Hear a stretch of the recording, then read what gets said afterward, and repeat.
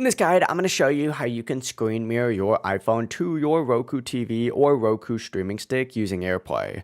Before we do get into this guide, make sure to like the video and subscribe to the channel with all notifications on. It really does help the channel and lets us know that you want more content like this. We'd greatly appreciate it. If at any point throughout this guide you did have any questions, just ask them down in the comment section below and we could help you out further. I'm going to be doing my best to reply to every single comment down there.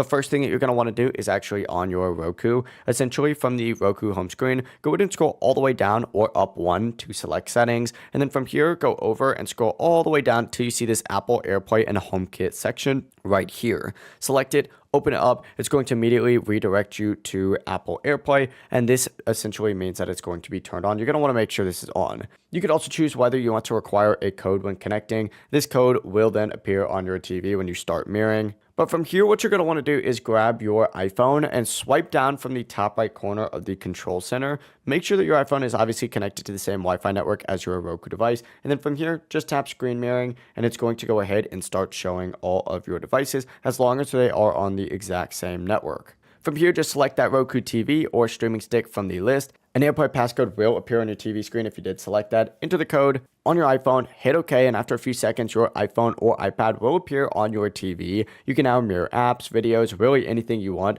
from your phone directly to the Roku. It really is as simple as that. If this guide did help you out, make sure to like the video and subscribe to the channel with all notifications on. It really does help the channel and lets us know that you want more content like this. We'd greatly appreciate it. And if at any point throughout this guide you did have any questions, just ask them down in the comment section below and we can help you out further. Have a great rest of your day though. Peace.